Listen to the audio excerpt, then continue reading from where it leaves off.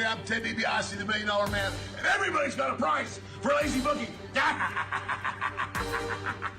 Hey, this is your Olympic hero, Kurt Angle, and you're listening to Lazy Booking. No, it's true. It's damn true. Ho! Hey, folks, I'm WWE Hall of Famer Hacksaw Jim Duggan, and if you want to know what's going on in wrestling, check out Lazy Bookings. Ho! And welcome, ladies and gentlemen, to a brand new edition of Lazy Booking. Off of 1 week, but back this week right here on A2DRadio.com. Brought to you by Gibson Mayer LLC, your certified public accountants, located at 301 Oxford Valley Road in Yardley, PA. You can give them a call at 215-369-3300. Tax season has passed us by, but it will be back before you know it. So be ready, be prepared, and call Gibson Mayer.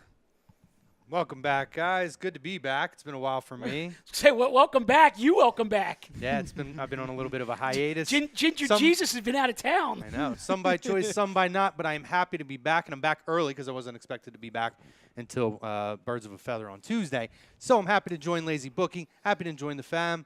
We got Maddie Sensudi over here on my right, your left. On the other side, we got Mike Mataraki joining us this week, and Mr. Ryan Brodo, the Brodo, Mr. I nicknamed myself. I didn't forget Ryan. Over on the ones and twos. I miss saying that, buddy. Good to have you guys, or good to be back with you guys. Our Scanzano Sports poll question of the week, scanzanosports.com. Who will you be rooting for to walk out of SummerSlam, the WWE Universal Champion? Brock Lesnar, Roman Reigns, or what I'm assuming will probably be the popular choice out of this, Braun Strowman, Money in the Bank cash in. Join us on Facebook, YouTube, Periscope, wherever you like to join us. Chime in on the conversation. We're talking Raw and SmackDown review. We're talking the current SummerSlam card as it looks. A couple other things we're going to get into, the Madison Square Garden show with Ring of Honor and how that's affecting WWE, and as usual, this date in wrestling history. Guys. Because this date in wrestling history is the money shot. It sure is. Jamie Smith over on Facebook asking if we have an NFL prediction. Paid. Yeah, paid. My prediction, paid. No NFL predictions on this show, but stay tuned. I believe we're putting something together, right, for the NFL season to start. Yep. So stick with A2D Radio. Pay attention to our updates, and we will let you guys know when we get into have that show. But we do have an Eagles preseason game on, and the Eagles just did score a touchdown, so that's good. Oh. All right. So who do you guys think is going to walk out of or who are you hoping? We're not going to say who you think because that's a prediction show.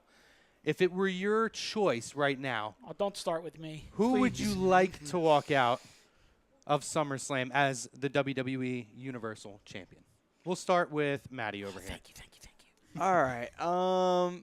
For me, I could easily just do what everybody would like to say, and that's Braun cashes in and wins the belt.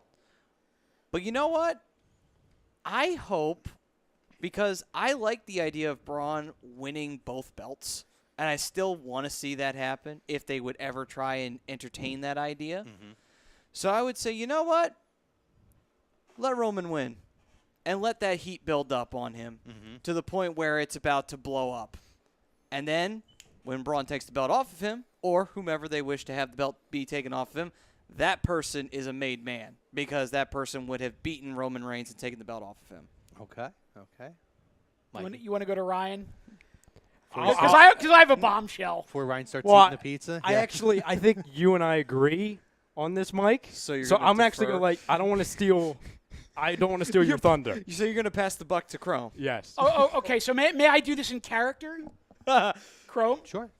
Ladies and gentlemen, my name is Paul Heyman, and I am the advocate for the new, reigning, defending, undisputed WWE Universal Champion, Kevin Owens. Yep. Ditto. So you think Boom. KO's going to walk out of SummerSlam as a champion? I think Braun gets himself disqualified or counted out in what should probably be either the opening match or the second match. Mm-hmm. Owens winds up with the briefcase. Later on in the night, Roman gets put through a guardrail or something like that. Heyman turns on Brock, KO comes down with the briefcase, knocks out Lesnar, cash in, new champion. Roman again gets screwed, so they continue to try to get Roman over by screwing him. And now you have a new Paul Heyman guy in the recently re-signed Kevin Owens. It's an interesting point. I don't strategically. Oh, we're talking No. strategery. No, I'm talking from a WWE strategic standpoint, right? I love the idea, by the way. Thank you, sir. But this would be yet another disservice to Roman of trying to get Roman Reigns over and then putting him in a situation like when they tried to have him go over Daniel Bryan, which everybody knew that was just going to backtrack everything. It's another case of, I mean, what a dream team that would be, Kevin Owens and Paul Heyman. Oh, yeah. And now Roman's got to keep up with 2 mouthpieces, let alone 1. I mean, that's just doing a complete disservice to Roman Reigns and everything you're trying to do for Roman Reigns. That being said, that would be an awesome thing if it happened. I'm with Maddie in a sense of I want to see it won't ever happen. So what you said would probably be my second option. I want to see them hold the Money in the Bank on Braun up until WrestleMania. I want him to win the Royal Rumble, and at WrestleMania, I want him to win 2 titles and hold both titles at the end of WrestleMania. I think it would be awesome to have the first guy ever to walk out new champion in both title matches. Plus, also, you keep on saying all the time how Roman, he gets a reaction every time he comes out. So now, yes, you're going to piss a lot of people off by putting the belt on him, but it's the good kind of pissing off because enough people will tune in to say, okay, is he finally going to lose? Is he finally going to get that belt taken off him because I don't fucking like Roman Reigns? You can play this so well with the fans because they hate Roman Reigns so much. I got to disagree with you now, though. If you go back and you watch the last 4 weeks of Raw, I don't think people hate Roman anymore. I think they're getting behind him. I think Roman is at the point now where if he wins at SummerSlam, it's probably going to be 70-30 cheers. Yeah, I would agree. Now, could that immediately flip if he Yes. becomes a vanilla champion? Sure, absolutely. But right now, I think the fan base as a whole, in general, wants to see that belt go to Roman. But what if we don't? What if Kevin Owens or Braun, whoever has it, doesn't cash in, and you just put Paul Heyman with Roman I'd be perfectly fine with it. as his mouthpiece? That is a way to absolutely, I think, get him over, whether it's by face or heel, whatever you do. That's an absolute way, and it cuts. It gives Roman a chance to, when he needs to speak, he can speak very short, matter of fact, statements, which is what he's effective in. And when you need to have that prolonged build-up promo, you have the mouthpiece in Paul Heyman. See, that's my second option. I think that's, especially from this Paul Heyman interview, type of a thing they did this past Monday. They want you to Brilliant, believe. by Oh, the it was way. great. It was phenomenal. They want you to believe that Paul is going to screw Brock in favor of Roman. They planted the seed of, is there anybody else on the roster you're looking at? And, of course, Paul Heyman's going to say no. Well, I love the response, though, Yes. because you're right on the nose.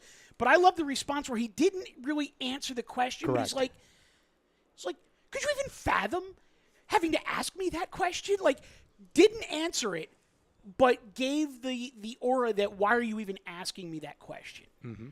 But let me put everybody in the Wayback Machine for a second.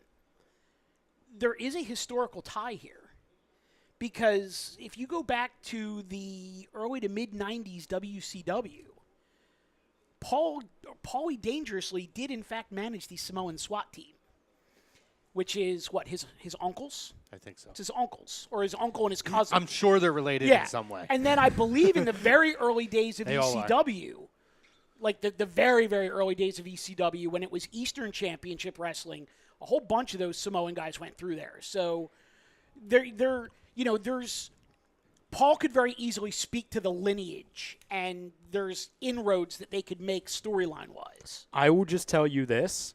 There is no way in hell Roman Reigns. No chance in hell. No chance in hell. You've no got. chance. Yeah, You've thank you. got. There's no chance in hell that Roman leaves SummerSlam with the title without Paul Heyman at his side. Sure. That's the only. So, a la, there Yeah, was I'll- only yeah, the I'll only agree. chance. I'm going all in on Yes. that. The only chance of Roman leaving with the belt is if Paul Heyman is with him. That's the only shot.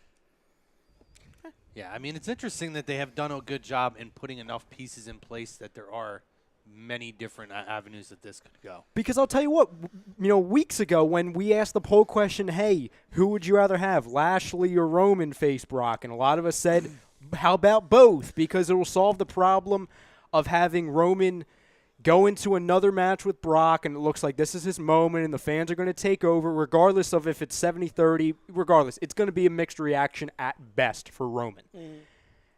The moment they had Roman pin Lashley clean, and it was, okay, here we go again, it told me there is no chance SummerSlam ends with a clean finish. It's going to be some kind of screwy finish. And, Chrome, you and I talked before that SummerSlam is kind of that event, obviously the second biggest event of the year, to where they'll add a little bit of flavor to the ending. It's a little bit controversial. There's always a shocking moment, or at least they try to make it shocking. This is going to be another example of that. And it always has. I mean, even if you go back to the very first SummerSlam, 1988, with Jesse Ventura with the Mega Powers versus the Mega Bucks.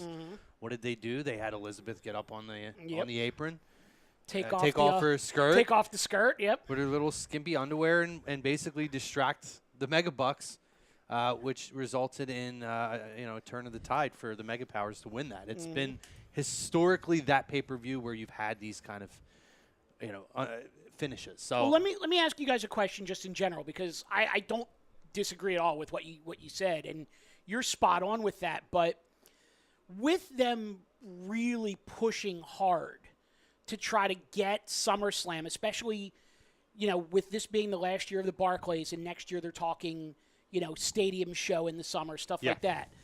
That they want to try to put it on on par with WrestleMania, so that they have WrestleMania, SummerSlam, and then sort of everything in between.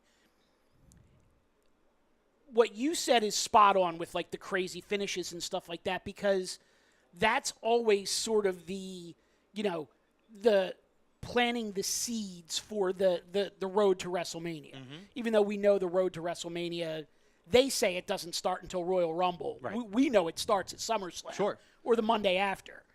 But are they more apt, because they're trying to build it up as the second biggest show of the year, to go with a clean finish at the end and start, somewhat fresh on Monday?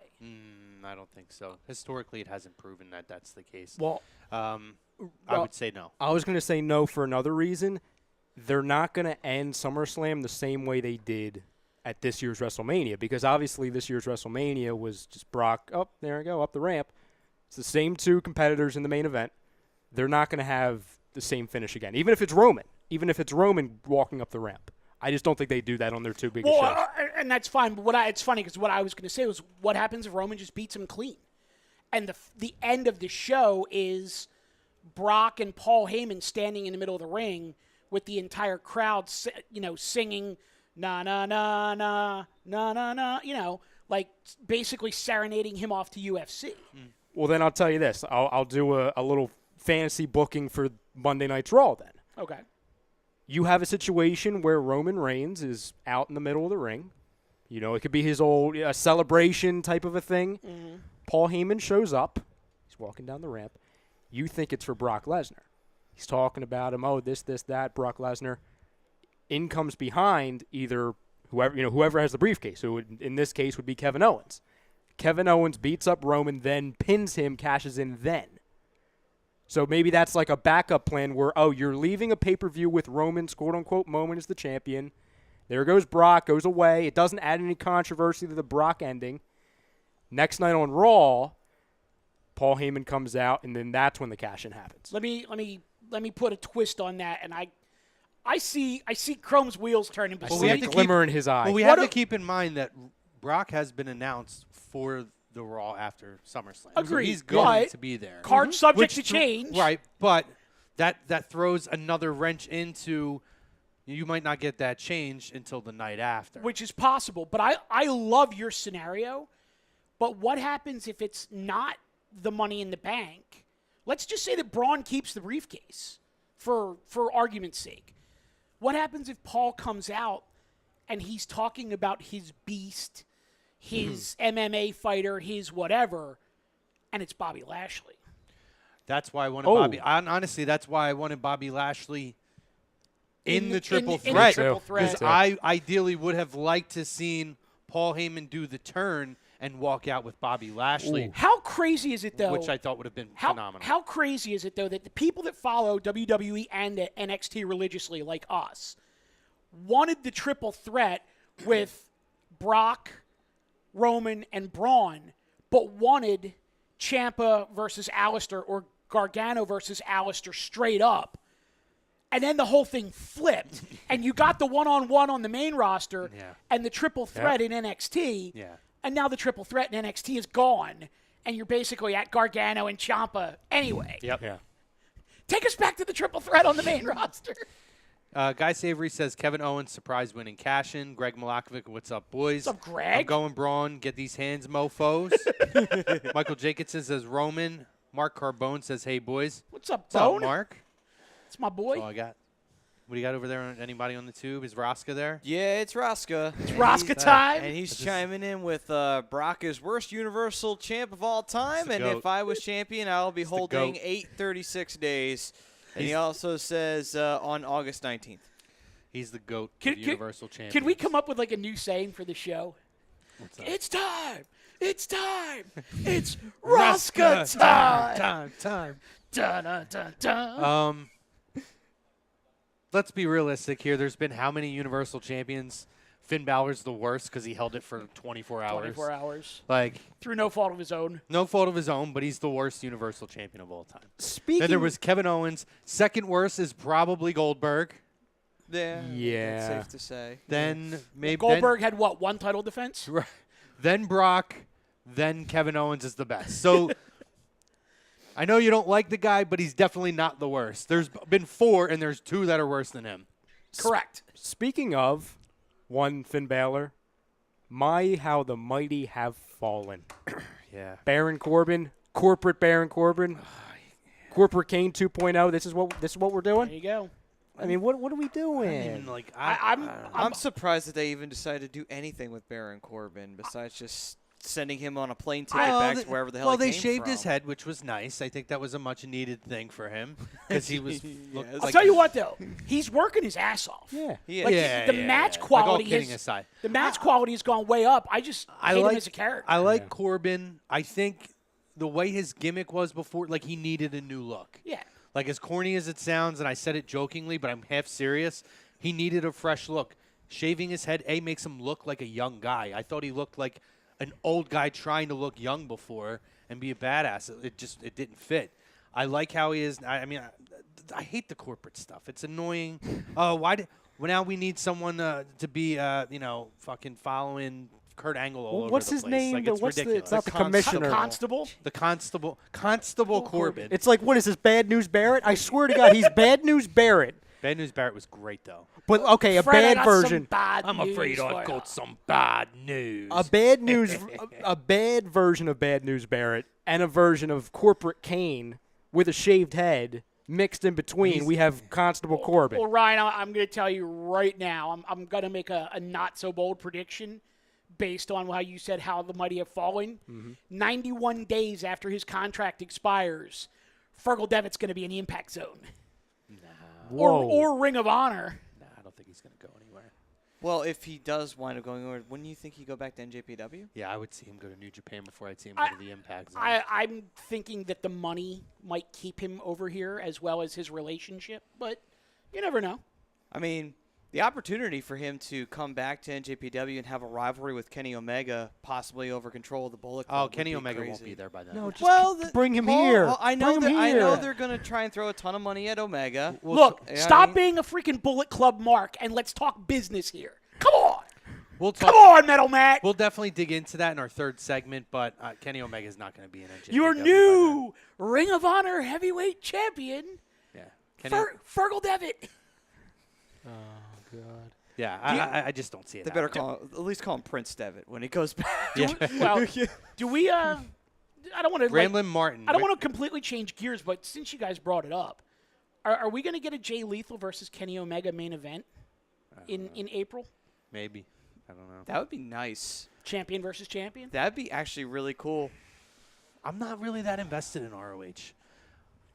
I'm really not. Not right now. I'm just not. But you don't have to be. I've been trying. I mean, I know I'm more invested in NJPW than I'm even a sniff of ROH. I mean, it's kind of weird. And I like Jay Lethal and those guys. I just don't like it right now. I don't know. Well, here's the weird thing. Product. Their most recent iPay-per-view, it only had one title match, and it was the TV title.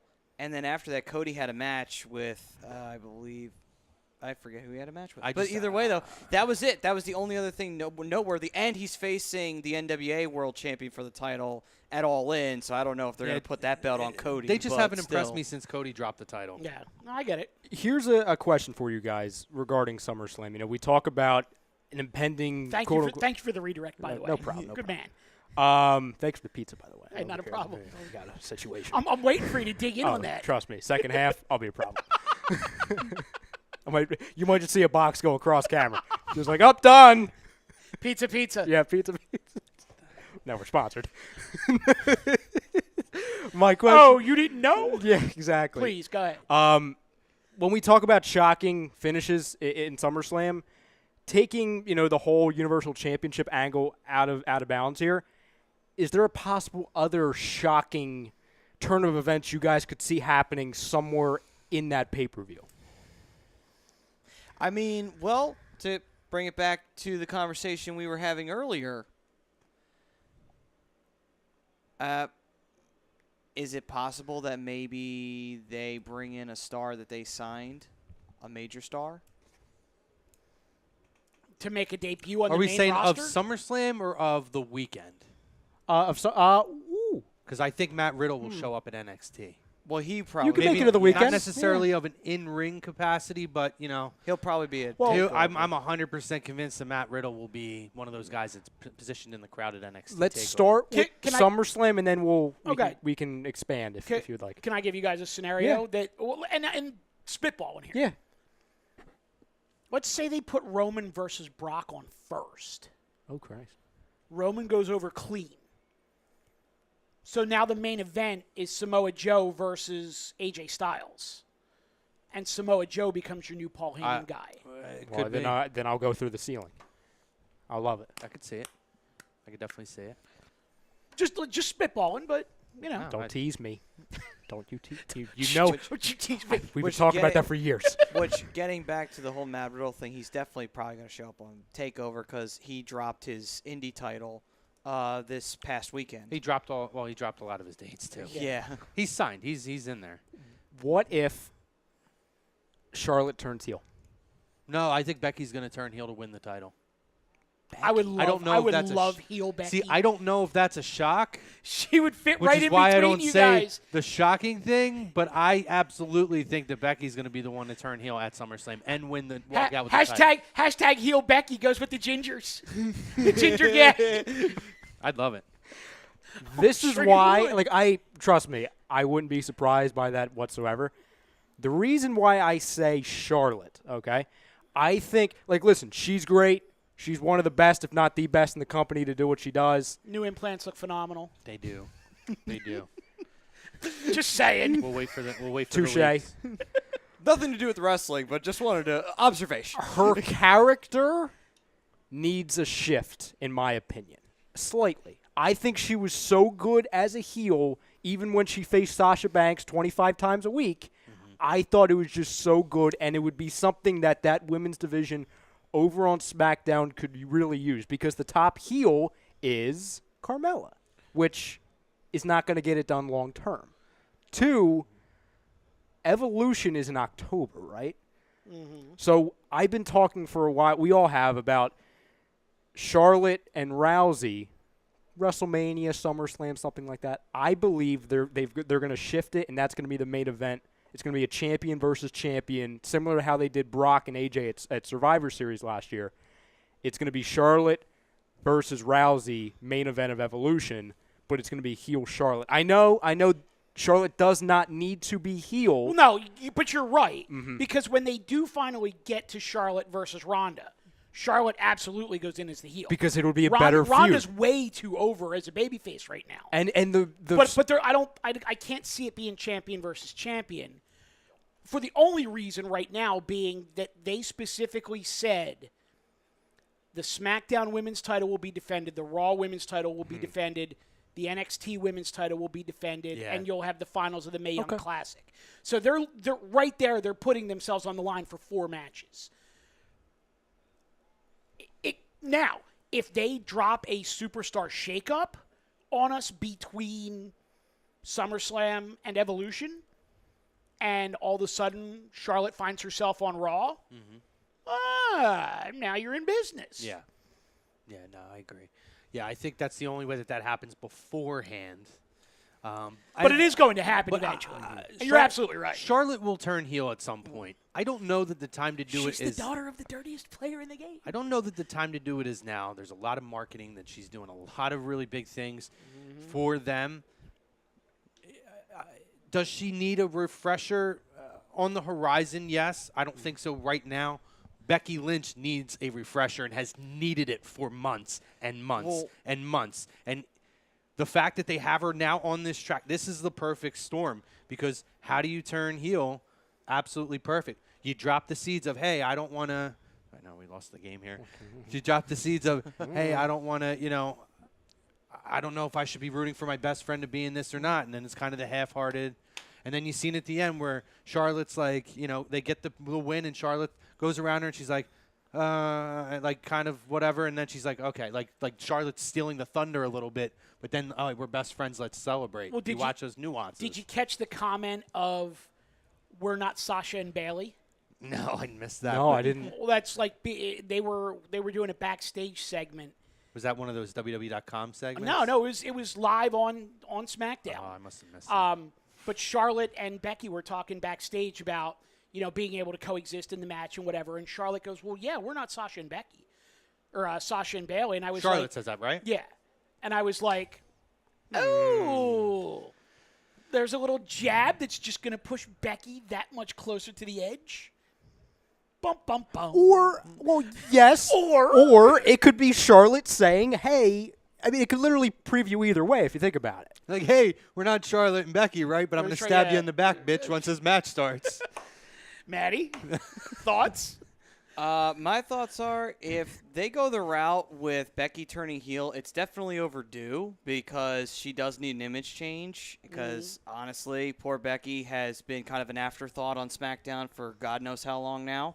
And on top of it, too, if they go the route with Charlotte, and this is just a crazy idea that I would throw out of the ballpark here, what if Charlotte was a heel, she wins back the SmackDown Women's title as a heel, or she can win it as a babyface and then turn heel with the belt.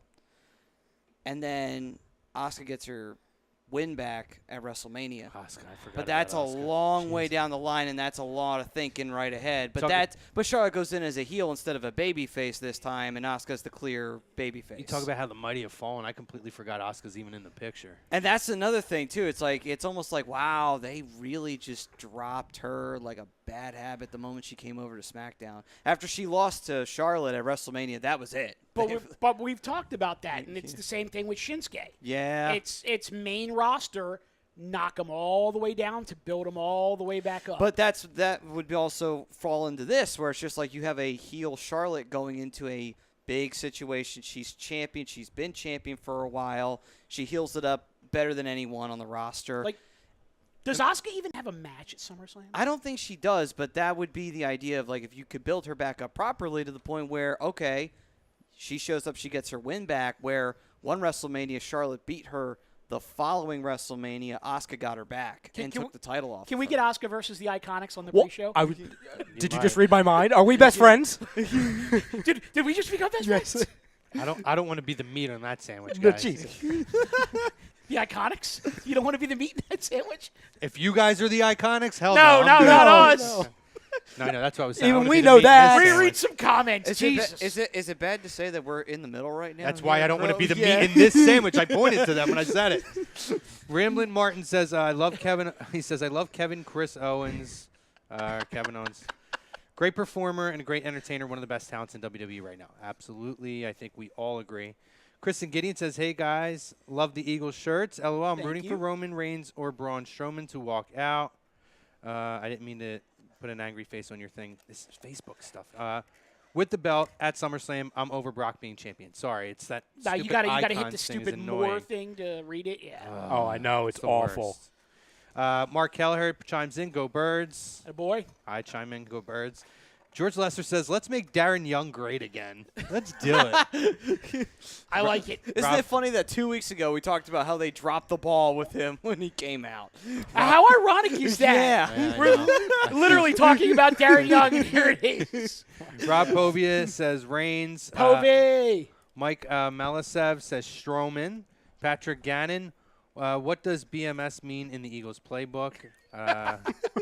That would be Big Mikey Smalls, Yeah. which they're giving me a whole bunch of shit because I'm not out throwing cornhole, drinking beer, and watching Eagles tonight. Because the show must go on. Show must go on. Patrick Gannon says, does anyone know? And then cut off. Maybe he was trying to say. Thomas Arnoon, yo fam, welcome home, Chrome. Good to be back, brother. First show back, excited I back. sent Tom to Lucha Libre for lunch today in San Diego. Yeah, I how don't did know that if he go? actually went, though. Damn you, Tom. You should have He done sent it. me a picture from the outside, and I was all about it. And then I'm like, how was it? He's like, I didn't go in yet. I hope he did. That would be great. I'm like, I told him, I'm like, get the California burrito and take pictures of all the masks on the walls. That's good stuff. Good stuff. Rosca chimed in one more comment. He says Trish Stratus will be a new 8-time Raw Women's Champion. Where? Where, Rosca? Where's that? I'm sorry. I'm repeating. Where? Evolution. It could happen at Evolution. Yeah, they're going to have like every woman from the last 30 years on there, so. I understand that, but is she going to be the new Goldberg? You know what I'm saying? Maybe. Hey, listen, if Goldberg can get one more run, why not? Oh, I you know, understand that. like I let's just go with it. She did look pretty good in the Rumble. No, though. listen, Give her no, that. I understand. I'll give her I that. get it. Youth must be served, Rosca. Unfortunately, she may look like a smoking hot MILF, but she's going to be a gilf soon, a grandmother. So Is she really? no, I'm just saying because she's getting older. I'm like, does she have? Oh, I was like, what I'm is talking about like in wrestling chick Okay, but I. terms. She's approaching like the grandmother age. No, I soon. mean, but I was like, literally, like, does she have like a 20-year-old kid that I don't know about or something? Or She had it in a sordid affair in the locker when room. she was like 13, Yeah. you know, she has another child. Yeah. It was during the WrestleMania 2002 storyline against Shane McMahon with Linda on the wheelchair. wait, It was was that? during that That was storyline. Vince. It's Vince's. Oh, one. You mean it's not Piggy James' kid? Oh, what the what was it? The crotch grab of doom, right there. Mike, they're gonna have another Who is Vince's son? Yeah. Oh, God. Jesus! But it's not gonna be It's not Hornswoggle gonna this be, time. It's not going to be Hornswoggle. Uh, Good Lord. good stuff. Thank you, Raska, for getting us there. She'll be back. She'll be back, and Oh, she'll absolutely. be the women's champion, Rosca. It's gonna happen on WWE. All right, 18. so Rosca, you have to pick a title. You have to pick a champion out of a title match between Mandy Rose and Trish Stratus. Who you picking? yeah, fantasy booking. I'll put that kind of pressure on him. Speaking of some of the events from Raw and SmackDown and some of the build-up that we've had, some things to touch on. How impressive, by the way, was it Braun turning over the stage with all three of those guys on that stage? Oh, you didn't see the hydraulic lifts under there? No, I didn't. I told you I watched it half asleep on a plane. Well, did you see it go up the first time? No. And it stalled, and they put it back down, and then they sent it back up and over. Seriously, if you get a chance, watch the whole segment again. I was half asleep. Because so. there's like it starts to go up and it stops, and like all three of them are on the stage kind of like looking around like they don't know what to do now because clearly it didn't tip over. So they start looking around furiously, and then all of a sudden like it starts up again, and there it goes. Oh, I'll have to go back and watch it. I didn't notice that. Yeah, That's what you get when you get jet lag, guys. Well, and it's funny because they have this stage, and they have Braun standing there. Well, I could believe he could do that because Well, he is a powerful guy. He's done do I. powerlifting stuff. But they have him standing there holding up the back of the stage, and then there's a curtain on either side of him I didn't see with that. like the hydraulic jacks like behind the curtain. I Like, didn't see that. it That's wa- bad it camera wa- angle it was- shooting then. They completely botched That's the camera terrible on camera that. shooting. Thank you, Kevin Dunn. It's almost as bad as when you catch the crash pad like inside of the table. Which they've done that so many yeah. times. How are you guys feeling about Elias and Bobby Lashley? I think that's got a chance to be a really underrated match. Sure, I think- do too. I think Elias is like, he's on fire right now. He is, and I got a little bit concerned that they were kind of getting Lashley back to doing the goofy stuff, but I think it's just kind of like a little tip on that. But I think you're starting to see the more seriousness. Kind of, he starts that way, and then he gets kind of back into that zone. I liked the camera with the Elias is shooting. Oh, yeah. The real documentary because they had they hit some marks but didn't hit others. So I have to make sure that we tell the whole true story of it. I loved that. That was fantastic. Has anyone actually had a chance to listen to his No. his 5-song So EP that I'm he put curious out? because the one person who I know who did tell me it wasn't good, Well, but I don't know. isn't it the idea that it's not supposed to be good? It's supposed to be funny? No, I was under the impression that it was semi-serious. Oh. Oh, well, then I was going to go into that with a completely different mindset. I was going to ready to kayfabe it, but Yeah. okay. No, my understanding is that it's semi-serious. Like he really is somebody who he had a side project he was working on in WWE, essentially just was funding it. So that Well, it's you not know. it's not something they've tied it into his wrestling gimmick. Yeah. But that was a real project for him. So I don't know.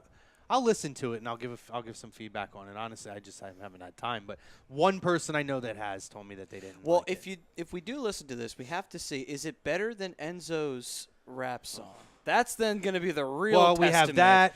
We got to have like a range, right? Like, My is it Double J, Jeff Jarrett? Hold on. My 3-year-old nephew With My Baby Tonight. singing Kiki Do You Love Me is better than Enzo's rap. Yeah, we'll have to put we'll have like a barometer of where and we'll put like our faces, stick them next to where it's at on the barometer. Where do you place it? Is it between With My Baby Tonight and Enzo's rap? Or is it where Be a Man Hogan? Is it that level? Like, we got to figure it out. Well, what was the John Cena album? The Thugonomics album? Yeah. Oh, Oh, God. God. yeah. And he. That's not man. that. I mean, Word all Life? things considering, it's not the Basic worst. Thugonomics. Okay, The okay. instrumental is top notch. I will Yeah. tell you that. all right. Well, his old theme song was actually fun to listen to. What, Word though. Life? Yeah, that was Word fun. Life That was is fun basic back in the day. thugonomics. I still mark out for the Bad Man video. Take off of the A-Team Well, here's another rating. Didn't they show with a that? Gary Coleman cameo. Or we could do Step They Back. showed that in the middle of Raw too. Stand Stand back. Stand back. Stand back with Vince McMahon. I'm going to make Oh, a barometer. God. Wait, When's is that next the time disco? you're on? Is that the disco one? Yeah. I was gonna Yes. say, yeah. There you go. When's the Thank next you, time you're on with DX. us? SummerSlam reaction. So, Okay, Oh. I will have a barometer, and we I'm will. sorry, no. It'll be the 2 weeks after SummerSlam. Okay, I will have a barometer made, and we will. You have 3 weeks, guys, to listen to this. Oh God. And then we will all. I will put our faces, and we will stick our heads to the barometer of where we rate I'm gonna miss it. Elias's. I hate that. You're not going to be here. I'm not gonna be in the country. Well, who fuck told you to leave the country? Dude, I'm happy about it. I'll wait. I'll Wait. Ryan. I'll wait for you. You can't just drop that. It's not. It's not. It's not. No, hold on. I'm holding. Hold on. It's not that you're not allowed to go anywhere. thank you. It's not that, I'm going to be on vacation or I'm not going to be on with you guys that week. It's, I'm out of the country. like you're being mysteriously like packaged up and shipped I'm on off assignment. to like, I'm on on assignment. assignment. Is that assignment like playing golf in Europe somewhere? Yes, that's an assignment. Oh, yes. Home and golf. It counts. Ramblin' Martin says, "Oh my God, the music WWE brought out. Remember Pile Driver, Coco Beware? Yes." Pile driver. No, Kristen Gideon says, "Stand back with Vince is hilarious." it is. Yes, it Actually, is. you know who debuted that clip? It wasn't even DX. Rap is crap. It wasn't WWE, but that's another Oh, well, one. that was a good one. But Kurt Hennig, yep. But and Conan's rap for Filthy Animals. But also, guess who debuted that on a Raw? It was Vacant and Chris Jericho on an episode in 2001 when they were tag champs. What did they debut? They showed Stand Back right there live in the audience in Calgary to fuck with Vince. Well, I remember. On I, the rem- show. I don't remember that. I remember DX doing it. The only reason I know that too is The I DX was went pretty back good. and I watched one of those episodes. I'm like, oh my god, they did it first. Oh, I yeah. thought DX did it before them. Nah, I only remember DX doing it, but that's Wow. crazy. What about Girls in Cars? Oh gosh, Strike Force's Steve. Strike Force's Steve. I don't know. That might have to be disqualified because of his burning hatred of one Tito Strike Force. Santana. Come on, It was forgotten, and it should be forgotten. at too. least have some love for the model Rick Martel. Okay, just a little bit of. that was for before him. he was the model. That's when he was a douchebag who thought Tito was cool to hang with. Well, wasn't it Jimmy Hart that sang that though? The Girls in Cars. No, I thought it was another artist who sang that.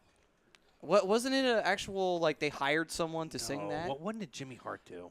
He did. He produced Bad Street USA for. Yeah, but no, he For the actually Freebirds. he actually he did vocals did on the a bunch vocals of on a them. few of them. I'm trying to think. Big what ones he too. did. I'm trying to remember which ones he did. I know he talked about it in his Hall Yeah. of Fame speech too. Oh, we have to also do Shawn Michaels' rendition of "Sexy Boy." That's got to be The in original, there. Wait, originally signed by Sherry. Sherry. Sherry's dead. You can't pull that out. Well, okay. Well, not Sherry's. Sean's version, since Sean redid it after. All right. Yeah, but her version was actually pretty good. That's what I mean. It's just you gotta let it die. So that's the one that goes high on the barometer then when we start making them. I'll wait for you to come back, Ryan, so I can put your head on there. No, listen, man. I'll could tune just, in. You could just text it in. You could message me. This is where I put it between. I'll send you a picture of the barometer. You tell me where to put your head. There you go. nice. There you go. Speaking of music, by the way. The Rougeau brothers with American Boys. Oh God, my yeah. That's God. Ramblin' Martin pulled that one out. That's a good one. I forgot Ramblin' about Martin, that it's one. good That was work a by good you. one, buddy. I have never seen so much controversy surrounding a literal B team, the B team, and their music. I've seen so much hate on Twitter. Just no one can I loved understand it. No one can understand it. They're like, this team is a comedy team. They have very good, serious music. What do you do? I'm like, it's That's the point. That's the satire. B team. They're treating themselves seriously, but they're not. Shouldn't they just go on with Bo Dallas's theme before he Oh, when he was dude, that would believing be- Bo or Bo Lee? Catherine Zindel, St. Paul said Sherry died. Yeah, she passed away in Yes, 2000. tragically, she did. May she rest in peace. At least like 10 years ago. Maddie, you know what would be awesome for them? B Team's, I loved B Team's music and the whole I like it. chant and everything. I thought it was fantastic. Yeah, I like it. Absolutely. You know how though with Breezango they have like the beginning of the Tyler Breeze song and then Right. it goes into Fandango's theme. So for the B team, what if you had the beginning of like the perfect theme, and then it went into Bo? You got to believe. It'd be phenomenal. If they truly it'd be embrace so who bad they that it were, would be great. if creative would let them truly embrace who they were, like actually in real life, and then also what they were when they came in, that would be absolutely phenomenal. Well, what's funny is a lot of those people that are probably complaining are probably the same people that wanted a comedy act like Breezango to win the tag team titles, which everybody screamed for when they were doing the Fashion Files, which listen to their music, look at their gimmick, and their backstage segments. It's a comedy thing, and people still thought that they were on par, that they should be tag team champs, which, by the way, I would have been okay with if they got a short run. Yeah, a very short But- run. Like for a week. But 3 weeks. these are the same people now that are going to shit all over the B team and say, oh, well, now that they can't be taken seriously. Look at Matt Hardy. How do you honestly take that seriously? Any of that. It's a hypocritical criticism. They gave a tag belt to Heath Slater and Rhino, but not like Rhino ECW, like Rhino, the one who's teaming with Heath Slater. Like that was the first SmackDown tag team champion. Cracker and Green, cheese yeah. was eating Rhino. Every time you see him. Well, that's also because Heath's got kids. So. Oh, and running for mayor. I need this job. Yeah, it's got ridiculous. kids. To me, He's that's a got lot of kids. that's a lot of hypocriticalness going But on. yeah, but Rosca did chime in, by the way. He said, "Oh yeah, Mandy Rose versus Trish Stratus. I am down. Although we're asking you to pick a winner, Mr. Rosca." Yeah, Rossi, So if you you can, you feel got to keep free up with to. him, my man. Got to keep And up with him. then Mike I believe Sypic. Hopefully I said Sypic, that right. yep. Sypic. Okay, cool. He said, what are the chances of Mr. Fuji and Killer Khan making a comeback at SummerSlam? Not very good. I love how Yeah, I love how my boys take digs at me. They asked me today when Glow was coming back. I'm like, it already is. It's on Netflix, and no, I've never watched it. That's good. Maybe the promotion's coming back. They were busting my stones this afternoon about having to do the show, and we did our all dead wrestler team. Oh, nice. Oh, God. Follow with the last one being Nikolai Volkov. Oh, poor Nikolai. And Sypek says, "What? Too soon?" Oh. Well, R.I.P. Nikolai, by the way. Just like Sam Hinkie. Just yeah. My man. I don't even know where to go just from like that there with now. a I don't even know how to devastated- transition away. Yeah. from He's just like got a devastated supposed look to on talk his about face. Let's talk NXT about let's talk about the main event segment on Raw. Okay. We talked about it a little bit. We were kind of, if you could hear the whispers on Periscope, you might have heard it. We didn't have the mics on, but man, Ronda again coming out looking like a I hero. was gonna say, should I really give my opinion on Ronda this? comes out looking like a hero. Everybody else, including Alexa Bliss, came out sloppy as hell. Not a good segment for any of No, them. it was. God, I love when Ronda fucking does like that. Yeah. Grabs him by the arm and yeah. hip does the toss over. Oh, Yep. it's so good. It was that shit looks like it hurts though. It was an Probably absolute does. clusterfuck to the point Again, that I don't know if the idea was for them to look so bad that Ronda looks so good, or did they just really screw up so bad that as long as she did her job, she was going to be fine? The other thing that I wonder, and this is throwing shit at the wall and seeing what sticks, were they trying to tank the segment to see if Ronda could carry it? nah. And I would, and that's why I said throwing shit at the Yeah. wall. No, I mean, But- it's a fair question. I don't think so though. I think Ronda did fantastic. I mean, you could see just there hasn't been anything bad or too bad at this point with any of her in-ring work whatsoever since WrestleMania. I her just, first time no, in the and ring. you're right, but I just don't understand how someone who's been around as long as Alicia Fox, that gets a main event opportunity on TV, just shits the bed that badly. She's done that though. And then I like Foxy, but Natty and Alexa like out of position constantly through the entire match. Well, I'll tell you what. I'll point to the post-match interview. It was so badly mistimed to the whole Alexa run-in that ran it, and then Rousey flipped her. It was so badly mistimed, it made it seem, because Ronda's like, oh, it's good to be talking about SummerSlam, folks. The way they had Natalya positioned is right behind her. I'm like, oh, Natty's going to jump her. And then all of a sudden Alexa comes into frame.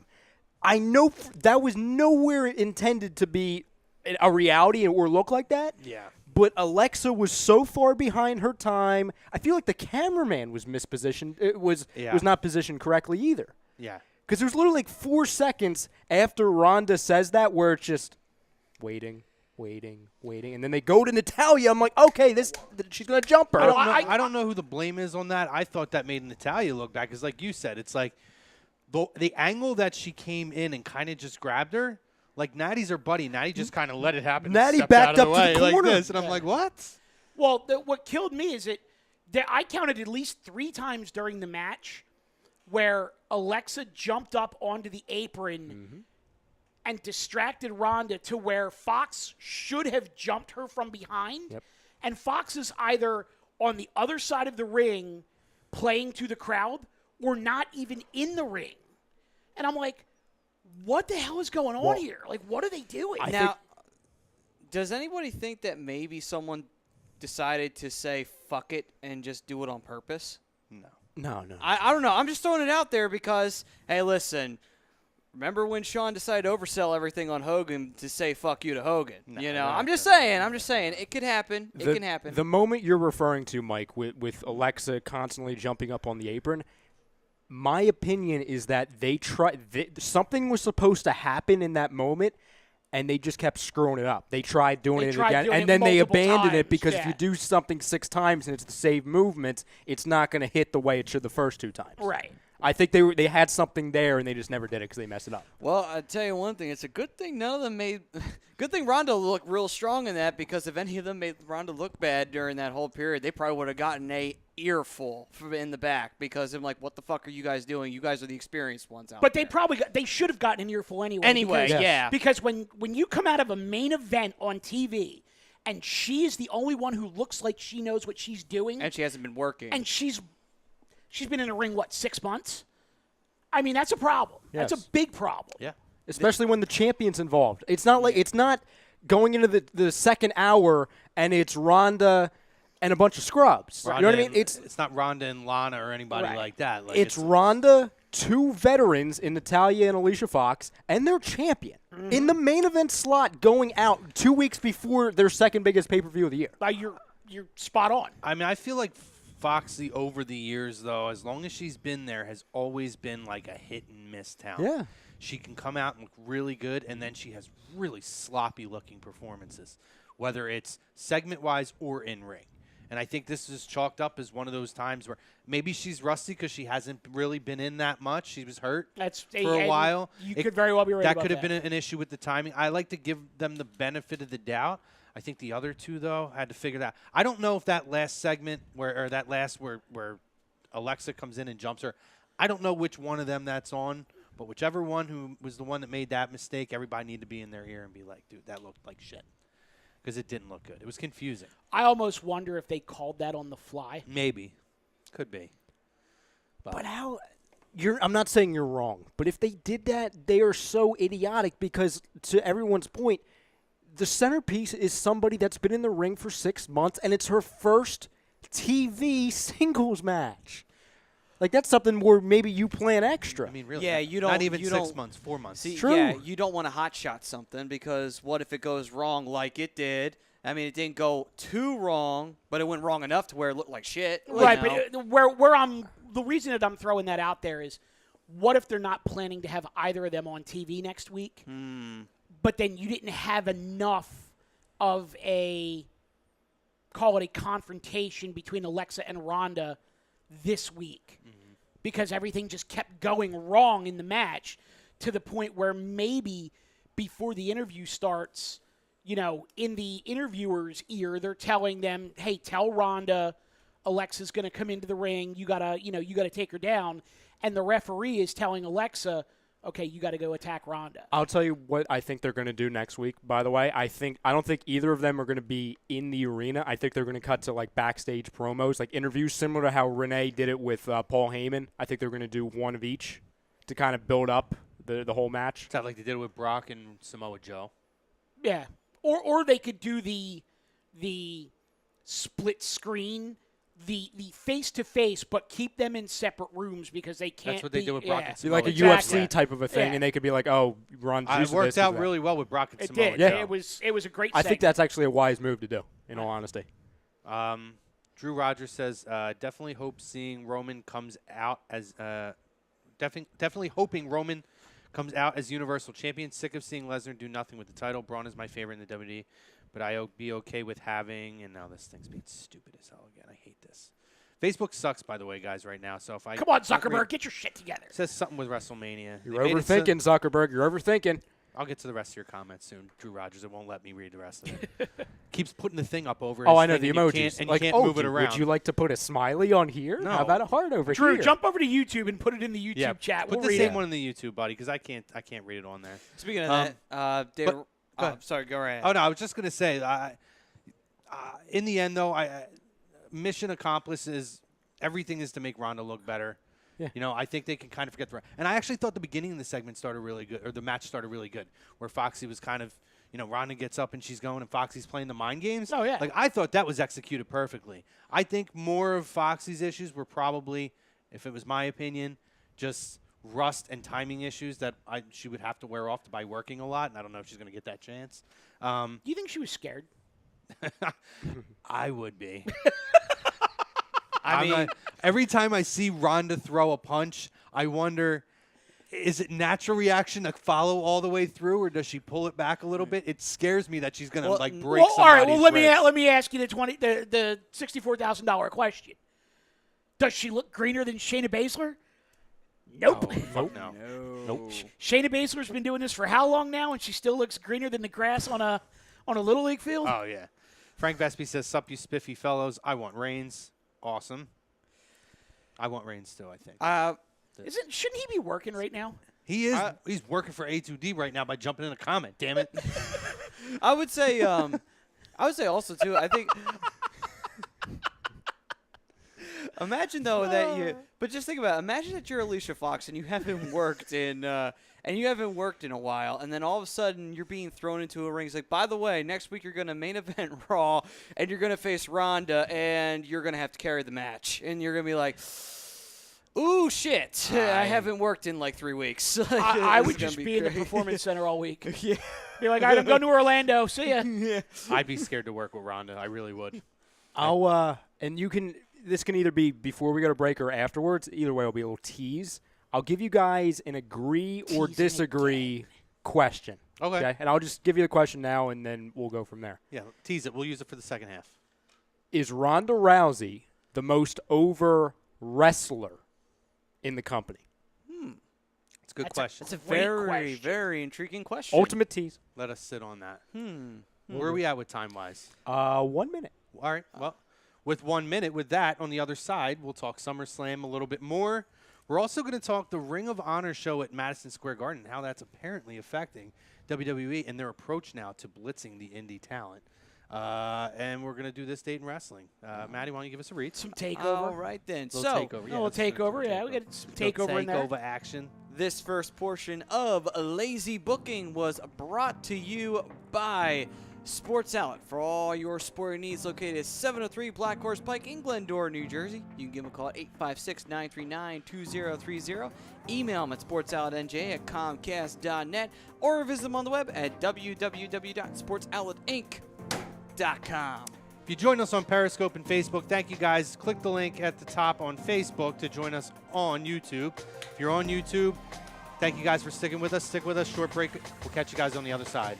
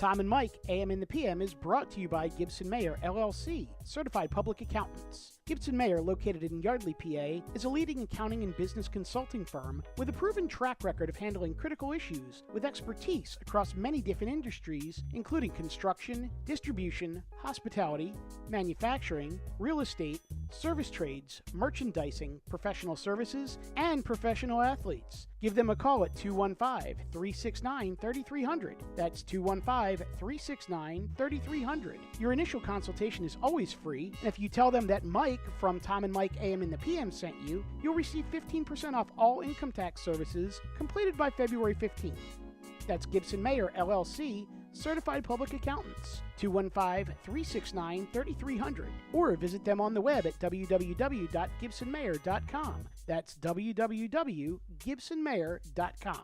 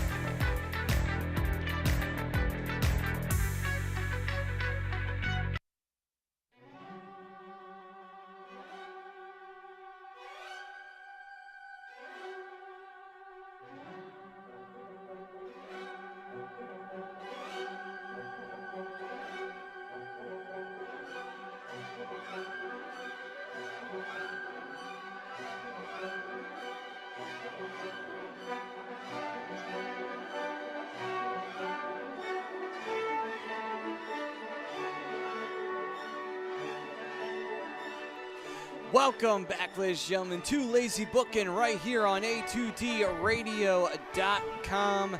Brought to you by Skinzano Sports Center, located at 5 Carnegie Plaza in Cherry Hill, New Jersey. You can give them a call 856-889-3434 or visit them on the web at www.skinzanosports.com. Man, Maddie, I thought you were going to slam that shit on my new phone, and me and you were going to be having a Mike Mataraki on a pole match right now. Welcome back, guys. A2D Radio. I thought we were just going to get a heel turn. I'd be like the innocent bystander. I'm already a heel. I can't turn again. A babyface turn. Unless you're the Big Show. True. We get heel turn. Yeah. Welcome back to A2D Radio live from the Real Talk Studios. If you jumped from Periscope and Facebook over to YouTube, we thank you guys for making the jump. If you're on YouTube and you stay with us, awesome. Thank you for staying with us. Mike Mataraki, Maddie Sinsuti, the Ginger Gang here with Chrome, Ryan Brodo over on the ones and twos. We're going to continue to talk some SummerSlam talk, Ring of Honor show at Madison Square Garden, how that's affecting WWE and their push to sign indie talent. Obviously, this day in wrestling history. Ryan, whatever. We Matt look Ryan. Ryan. Matt Ryan. Bro. Matt Ryan. Doe. Had a very interesting question. Ryan, Jesus Christ, I can't get anybody's name right. Matt Ryan. Matt Ryan, can you please Matty repeat Ice. your question there? I'm just going to go with Mr. I nicknamed myself. I can't get that one. Oh, great.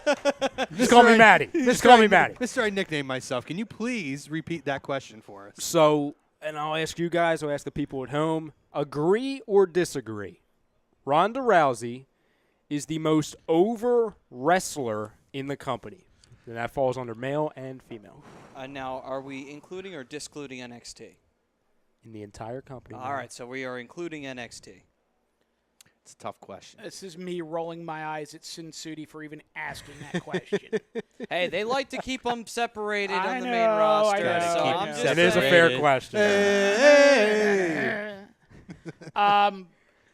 If we're basing it solely on crowd pop, I'm going to say yes. I agree. Anyone else? I'm thinking still. I know who Maddie's thinking, which is why he asked the NXT question. Oh, no. I was just throwing it out there to include it. Well, But I know who you're thinking. a couple of names I think that are interesting. AJ Styles still religiously gets monster pops when he comes out. Samoa Joe is another guy I think that gets a huge reaction. I mean, Are we talking positive reaction, bad reaction? Maddie, can I Positive. guess? Can I guess? Sure, go ahead. Boom. Am I right? Is that who you're? Is that it?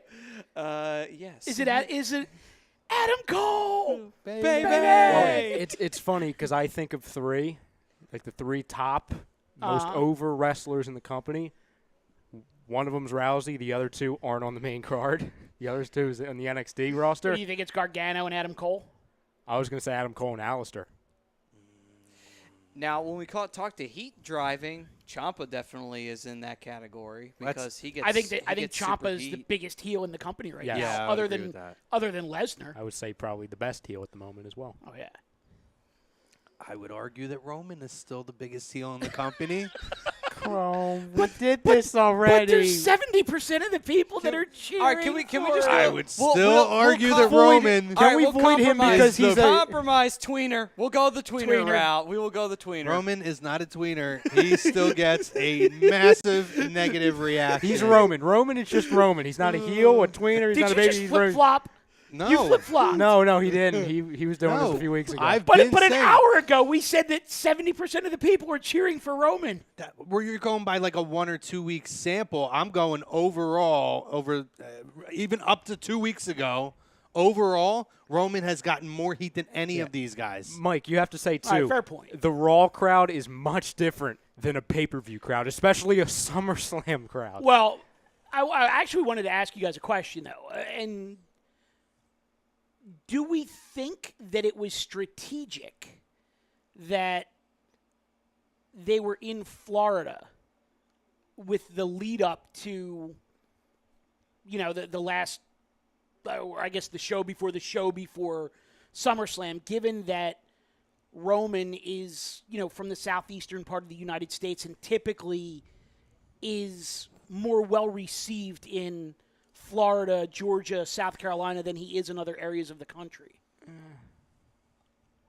I think it's just an extreme coincidence, to be Yeah, honest. I mean, would it agree worked with in their that. favor. Sure. Yeah, I agree with Matt. I mean, it's a more good on job Ryan's. connecting the dots. It's a good job on that end, but I don't know. I mean, I could make an argument that they weren't sure Roman was going to be in this position a month ago. And you could very well be right. 'Cause about I don't that. think he I was would- going to be a I, month I would ago. I would never look at you and Yeah. say no, you're wrong, because Yeah. you're probably right. I feel like things changed with Lesnar showing up at UFC and that whole thing. Yep. So I don't think they planned that far ahead. so If it's my gut tells me no. okay. It's just, but if it It's is a fair question. if it is pure luck, it's just very interesting that Works out well. Raw was in Miami, and Roman is over as hell in Miami, and then SmackDown is in Orlando, where Samoa Joe and AJ Styles have all of that history from the Impact Zone. Yep. I would love to see the network, knowing now that they do pay Anthem Sports to use Footage. footage and pictures and to kind of go over that. I would love to see them do kind of like what they did a couple years ago with like the build up to SummerSlam. I think it was it Cena and Brock, or it was some who did they do where they had a SummerSlam special and they had a build up? Might have I thought it was Orton and Brock. Yeah. And they showed a lot of the OVW footage I'll and pull it up on the network, but stuff like that. It was that, and then even further, didn't they do a huge special? I believe it was involving Brock, wasn't it? Either Triple H against Brock or CM Punk versus Brock, to where there's like, they had some sort of thing where like their whole like they had like a theme to it, like a hurricane's coming or a storm's coming, and it was between Brock and somebody else, and they had some kind of special for it. I can't remember what it. I'm gonna pull the specials up. Yeah, now, yeah, and yeah. I'll be able to get it. It was one of their original specials, but I would love to see them do that and really tap into the history and educate the fans on how big this is that these guys are having this. And by the way, I know we're doing a prediction show down the road. You're not going to be here. I think Samoa Joe walks out as a champion. I'll chime in with predictions on that week.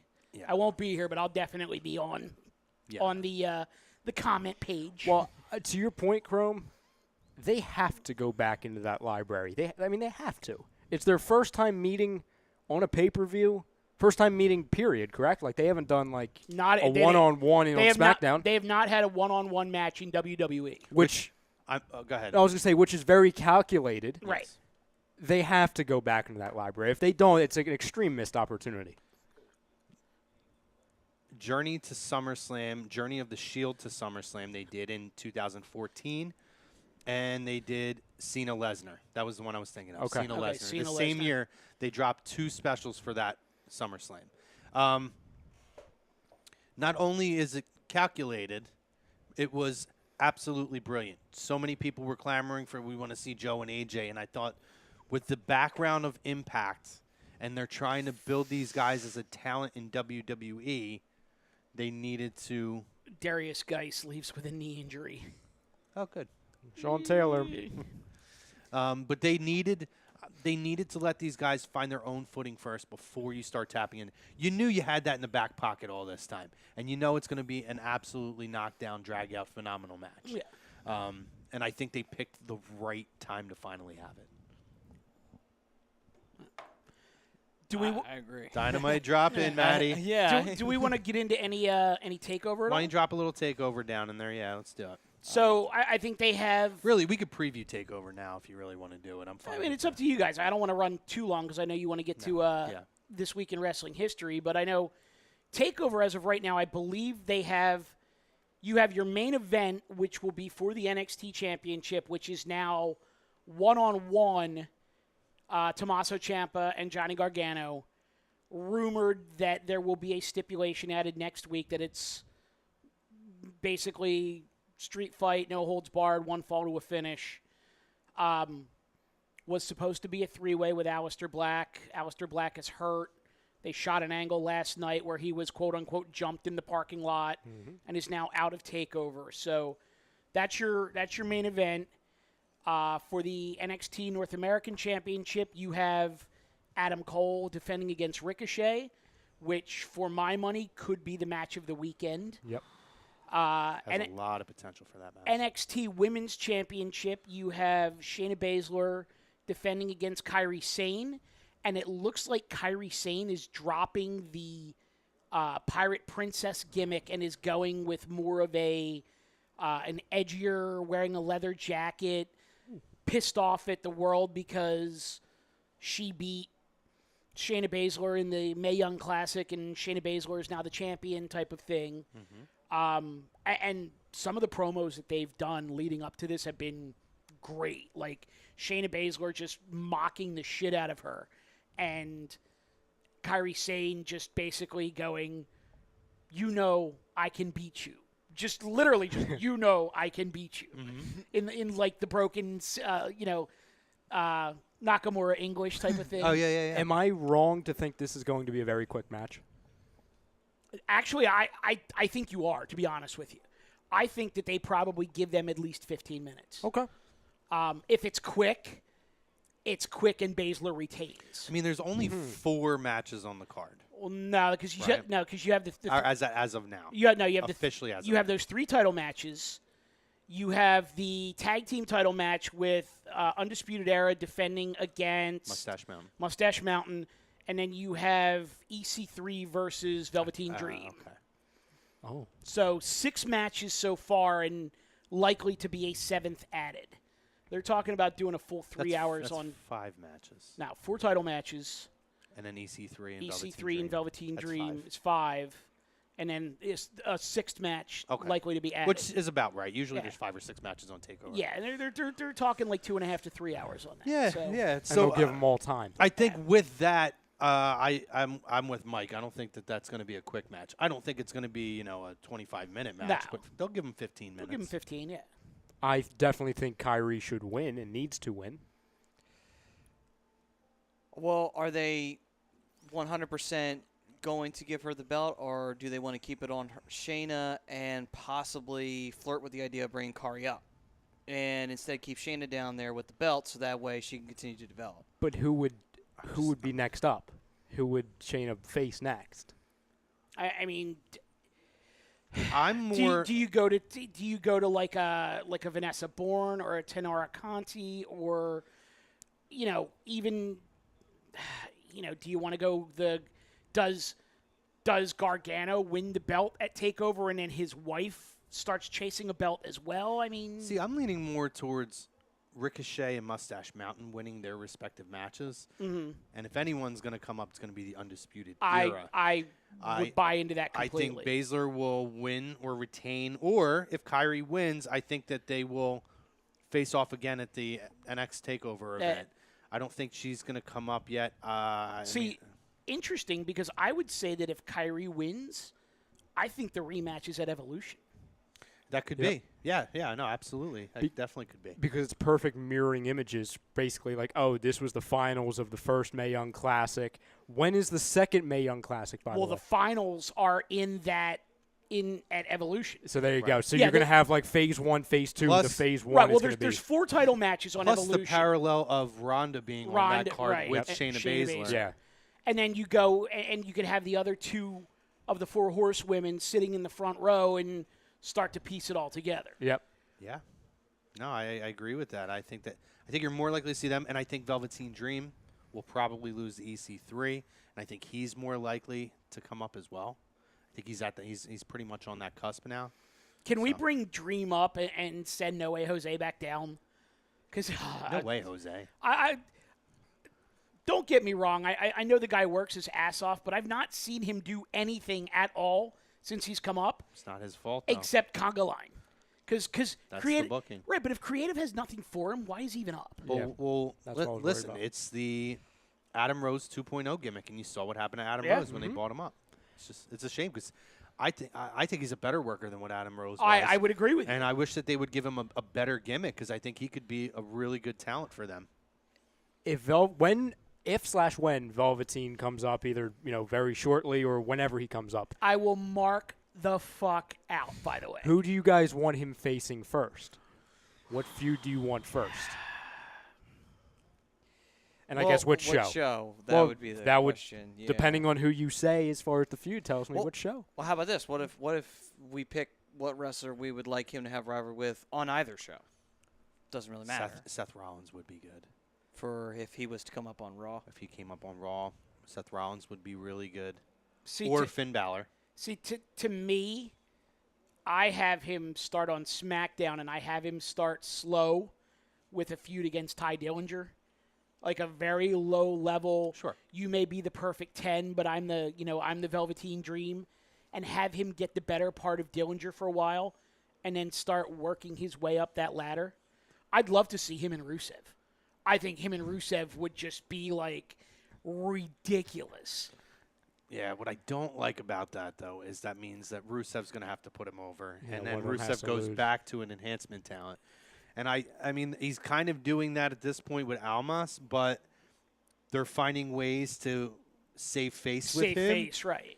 And they were very, very strategic in the way they talked about how he came out, how good he came out of looking out of that AJ match and that feud, that I would hate to see them put him back in that enhancement role. That would be an awesome feud. I think that's something they could put in the back pocket and use down the road. Dillinger's a good name for the start. Do they hot shot him right out of the gate and go right to like a Nakamura? Well, Nakamura's a heel, and I don't see him coming up as a face. Agreed. Jeff Hardy. Yep, there you go. Unless, though, Jeff Hardy's the name. and that's you very well could go there, unless they go the route of Dream going to Nakamura and saying, you may be the quote-unquote artist and the rock star, but I'm the Dream. And kind of going like the baby face heel route, the way like Ric Flair used to way back when. There's a lot of interesting scenarios you could throw out there. I I think he goes to SmackDown. I think when the time comes, that would be a really good in-ring feud as far as the quality of matches. Yeah. I think Jeff Hardy would be a perfect guy. And actually, the more I think about it now, Do you Jeff think- Hardy's a guy that could take the losses. I was going too. to say, do you think Jeff puts him over, though? Oh, absolutely. Yeah. Now, you're going to call me crazy. I call you crazy all the time. So but there you go. So it ahead. should be very easy. I would wait a little bit longer and mirror what – and this is not a good endorsement because you could see where this guy ended up. Do a mirroring image and storyline of what they did with Fandango and Chris Jericho. But you do it with Velveteen Dream and John Cena. I have no issue with that at all. John Cena's talking in the ring. He's back. Said he lost like 20 pounds apparently too. Yeah, with the movie stuff. Yeah. So he's coming back, and you think, oh, is he going to go up against, fill in the blank, AJ Styles, Nakamura, Samoa Joe, anybody? Out comes the Dream. Similar to what happened when Kevin Owens interrupted Cena with the United States Open Challenge. So does Cena come back like either the Monday or Tuesday after SummerSlam, or is it going to be a while before we see him? That's a great question. Because if he not sure. if he shows up on, if free agent John Cena shows up on SmackDown Tuesday night, I am buying in 200% on your theory, because that would just be amazing. The place would Oh, yeah. erupt. It'd blow the roof off of that place. But I will tell you this. In no means should Velveteen Dream debut on Monday Night Raw. the night after SummerSlam. No. Like, he should not be a Raw superstar. Just a Raw. Yeah. No, I agree. There's with that. there is no spot for him right now. Not to mention the fact that he's a much better worker in the ring than I think people give him credit for, and Yep. SmackDown is the worker show. Yep. And they need more. I think there's more room for personality on that show. Not that they don't have personalities, but I think it would fit more. I don't know how I feel about that, because I look at I know it's translated in a different way, but I look at parallels between his character and the Miz's character, and I feel like that's a conflict of interest, to where I think if his character could translate more being on a different brand than, say, the Miz. So I'm a little. You just reminded me of something. It's not against Cena. It's against Daniel Bryan. Oh, I don't want to see him do Daniel Bryan. I'm just going realistic. I think that could happen. I Seriously. actually think Daniel might be done, to be honest with you. I think the reason that they're throwing this match for SummerSlam is because, contrary to reports, he may not have signed that contract yet. His contract expires September 1st. It did seem rushed, didn't it? Yeah. It did, this whole thing. It does seem kind of because rushed. we've been talking for months about a build to WrestleMania, and now all of a sudden they just hotshot this for SummerSlam. I said SummerSlam. Well, you did, but We all were under the understanding that a WrestleMania match between them, maybe with a belt, would have been better. yeah. I think the way it is now could be just as good.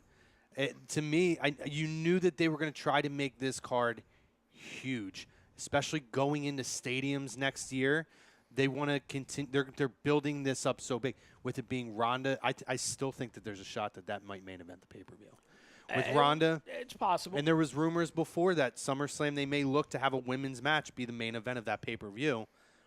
I just feel like capitalizing on Ronda's name on there in New York, Brock still being there, I think they looked at it as, we got to pack this show with as much firepower as possible.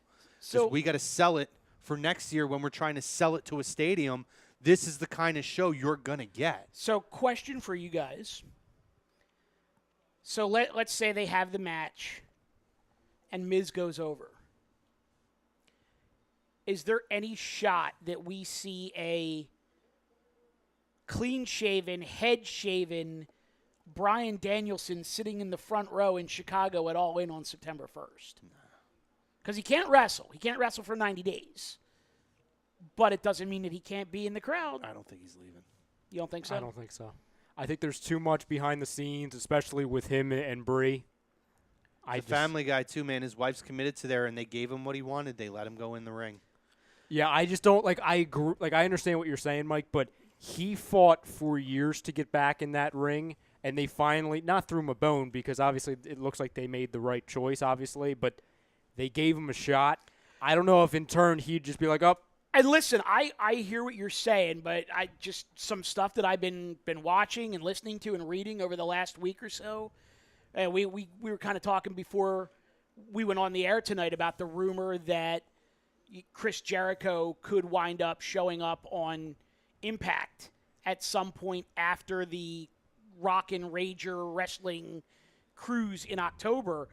And along those same lines, that same rumor mill, and I'm not going to put over where I'm getting some of this information because I don't want to dime anybody out, but saying that Brian may want to go for the dual payday of Ring of Honor and New Japan and make as much as he can in as short of a period as he can and then get out. It would shock me. And which, I'm just going to say that it would shock me. And you know what? I mean, honestly, I'm right there with you, given all the stuff that you talked about with Bree and the TV shows and everything like that. That's the thing, though. But has he ever been like that guy that wanted to be doing reality TV as opposed to working 45-minute main events? Well, that's the thing, though. Here's another thing. The way that, and we were going to talk about this beforehand, with them pushing to sign indie stars and the fact that they are just trying to dig up money and scratch it up under the couch cushions and throwing it at somebody like Kenny Omega.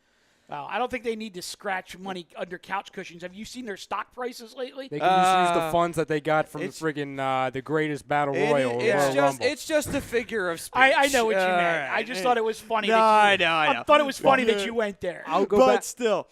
But what I would say is that, like, so what if it comes to that point where they know well ahead of time, it's like, hey, Kenny wants in. Like, he wants to sign a deal with us. You could actually pretty much lose Brian, but in exchange, you got Kenny Omega. So it's like you got one of the biggest stars you had to the biggest star currently in the business. And I'm not saying Daniel is still not a big star. He is. He's a super big star. Well, let me ask everybody a quick question, and we'll come back to you.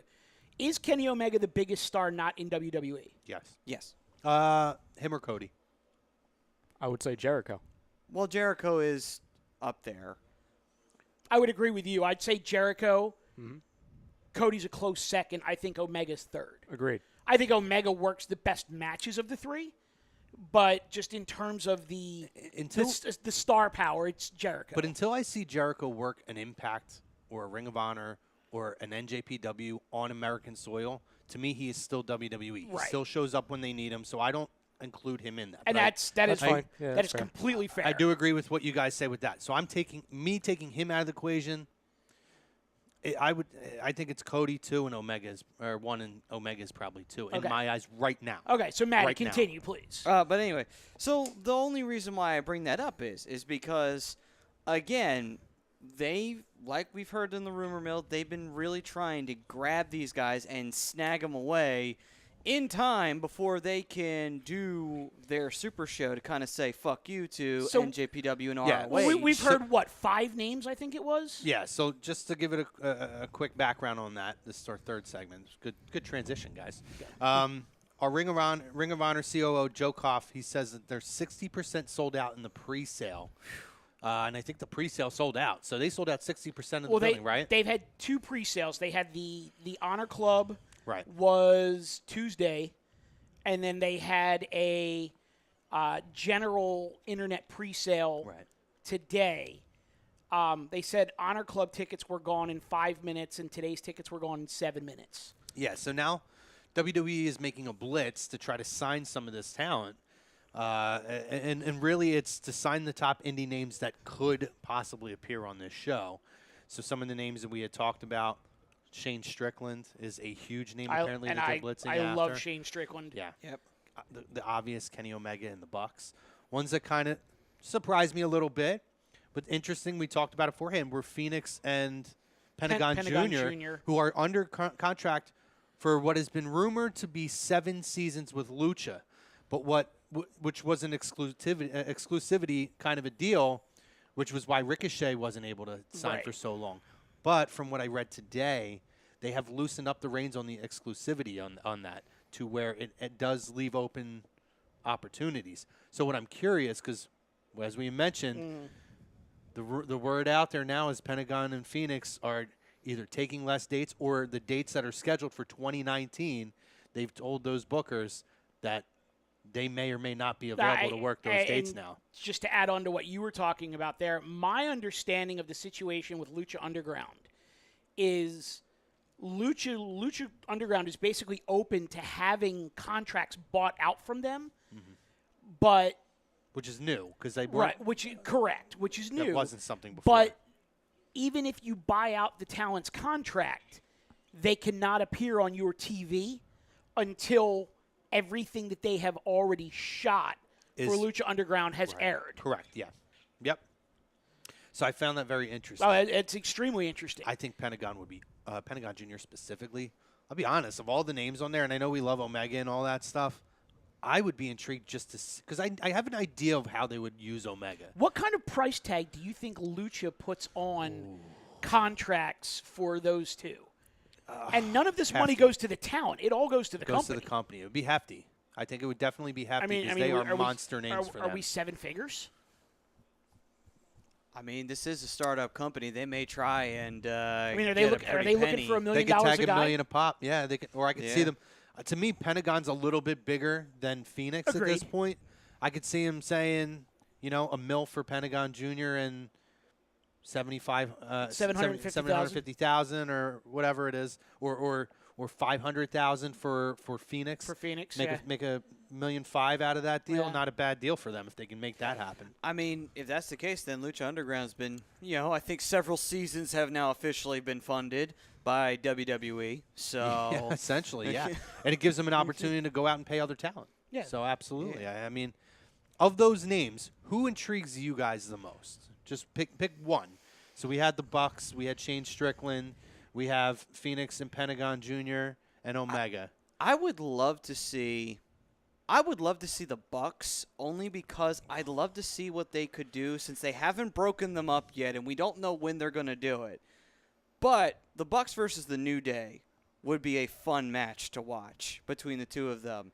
I mean, obviously, there'll be a few goofy moments here or there, but there'll also be really good moments in that match. To hark back to the Twitter wars. See, I was just going to say what I'd love to see from that would be if you have Kenny come with them as the Elite and have the Elite versus the New Day with that sort of side twist on the big rivalry in this is actually Xavier Woods and Kenny Omega, but the teams together have beef. I don't know that it would be. I'm looking at the Elite versus the Undisputed Era and play off of Adam Cole getting the boot from everybody. I'm perfectly fine with that too. And now he's got Red Dragon essentially there as his backup. His henchman. Now he's got his own crew, and that would be an epic battle. It's even funnier because Red Dragon was an old rival back in NJPW for the junior heavyweight tag titles. Yeah. See, now for me, I would probably be most intrigued by Matt Riddle, especially if he goes straight to the main roster. Sure. Now, my whole thing with him is... Well, it makes a lot of sense why they went so heavy after him, and I believe he got a pretty decent-sized contract out of the deal. And what's funny, because I just caught on to Shane Strickland within the last year, and I love Shane Strickland. Riddle's the best. But Shane Strickland, if he signs, immediately goes to NXT. Right. And you probably don't even see him on TV for 3 months. Right. Riddle, I think, has a shot to go straight to the main roster. Sure. And I would love to see what they do with a new MMA fighter showing up as Brock is on his way out the door. Yeah, and I didn't even include Riddle because he's already signed, but you're absolutely right. I think didn't this question come up a month ago, and I think somebody brought up who you thought was the top indie name, and Riddle's the first name that comes to my mind. Yeah. Absolutely. And I mean, I think it was a question by one of the fam. Yeah, I mean, he dropped his well, belt. Wasn't that when you were explaining that you had a chance to briefly share a ring with him? Oh, that was pretty great. Yeah. Pretty great. I'll always have that moment. There you go. My answer to your question, Jabroni. It's always going to be Kenny Omega. And I was going to go in kind of in the direction you went, involving the Undisputed Era, but he wouldn't be going up against him. He would be leading them. And I know that would kind of put Adam Cole on the side, but it's not like Adam Cole will always be the secondary member. I think that's a perfect way, because also people could expect Kenny Omega not to have the best relationship with, those wrestlers, especially people that obviously were fans of watching their storylines, in ROH. So I just think him coming in, and he doesn't even, the funny thing is, the reason why my answer is Kenny Omega, it's because he doesn't need to come in and align himself with Undisputed Era. He can literally do whatever the hell he wants. And that's why I think he's the easy answer for me. Well, hell, I mean, you could even now, this is an idea, you could even have him come in and he shows up either on a SmackDown or whatever, and one of the people that he immediately has this kind of, not even a match, but you see a moment where they lock eyes, and it's him and AJ. Oh, sure. And, and then absolutely. immediately there's like, ooh, like, when are we going to see that? Right, and but you here, tease the audience. All right, but here's the thing. So you have AJ on SmackDown. You also have Shinsuke on SmackDown. Now you go to Raw, you've got Finn Balor, and you've also got Tyler Black. Seth Rollins. Mm-hmm. So there's a lot of history there. Yes. And let's not gloss over the fact that there have been recent Kenny Omega. What was the developmental back then? It wasn't even. It wasn't even Deep South. It was when he was in Deep South. There's Kenny Omega matches back when he was in Deep South that were recently added to WWE Network within the last 3 months, probably. See, and it's funny. I'm going to bring up the same guy again, and I'm not trying to find matches for this one guy because he doesn't need it. He's been in the company for years. I still think the play, his first, Kenny Omega, if he comes in / when he comes in, his first feud should be John Cena. Sure. Because, listen, I get the whole Seth Rollins, Tyler Black thing. I get Finn Balor, Shinsuke, AJ.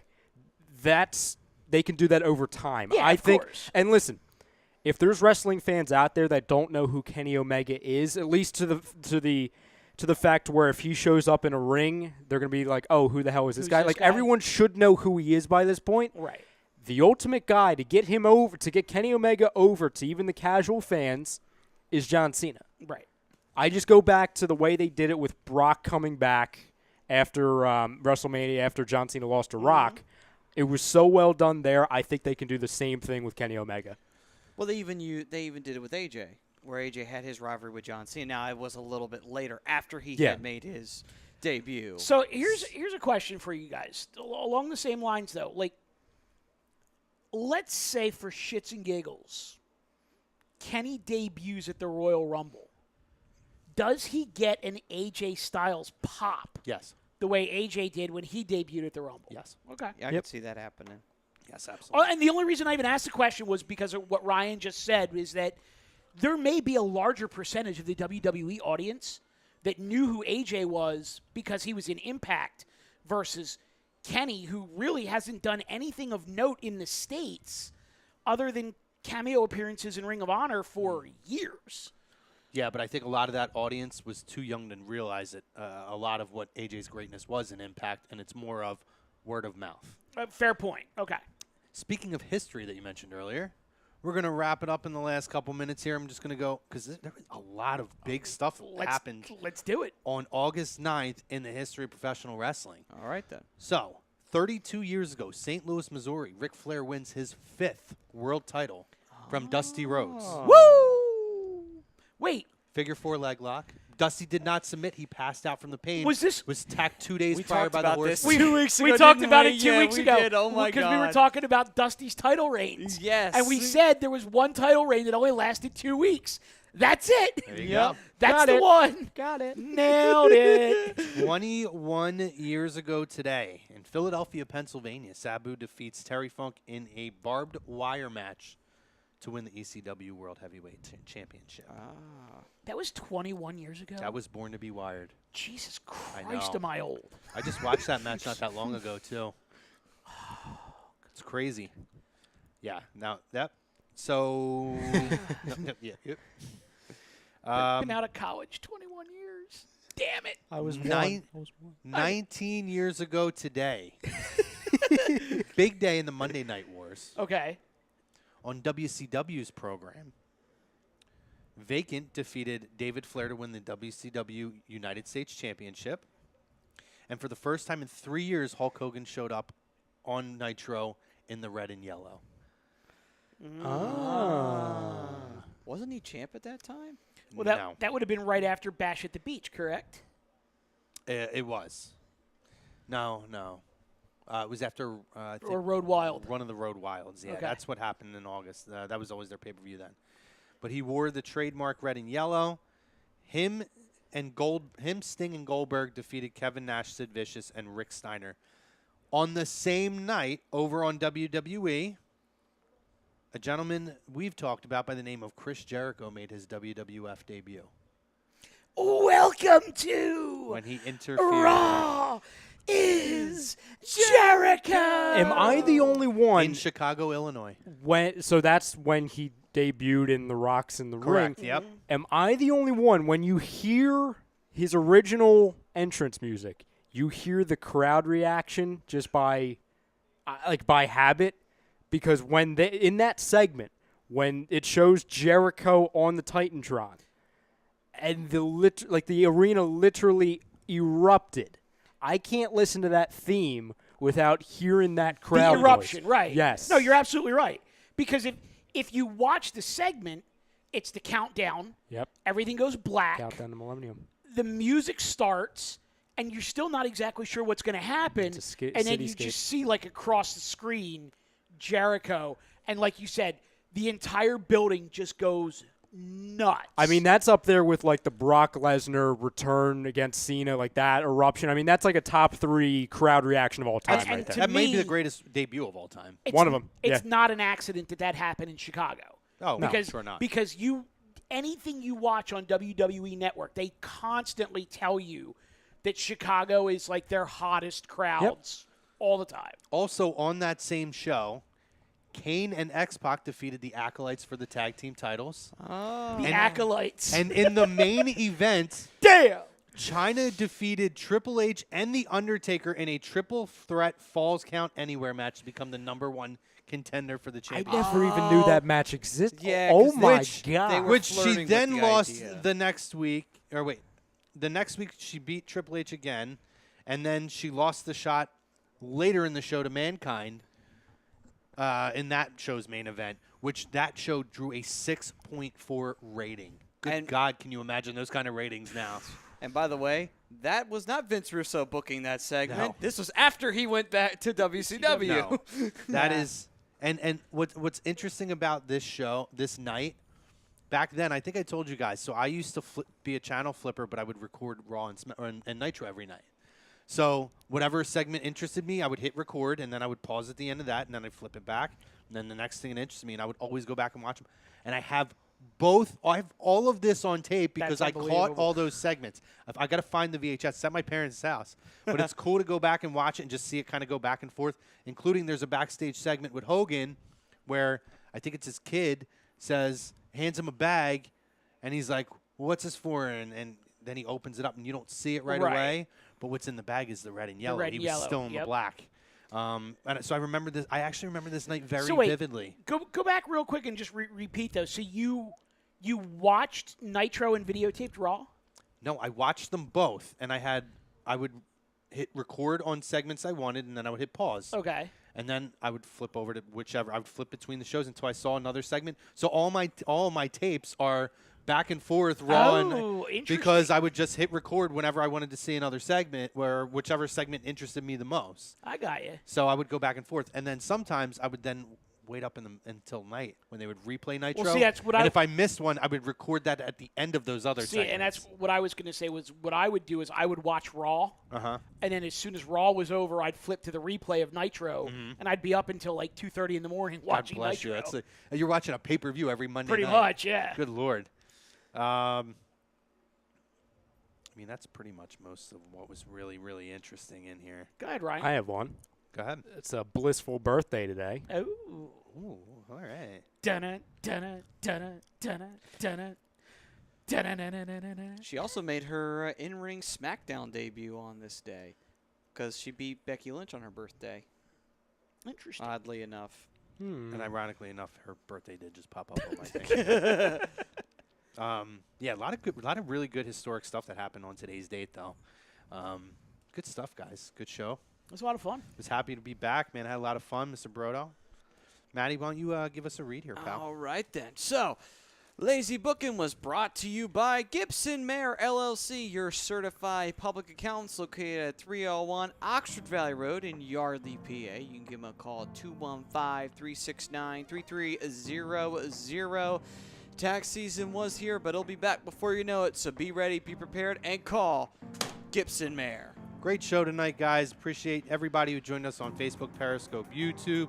Hockey Happy Hour, top of the hour. Yes. Make sure you stay tuned for that. Subscribe, like our videos, all that good stuff. Follow us on Real Talk, live from the Real Talk studios. This has been Lazy Booking. We'll see you guys next week.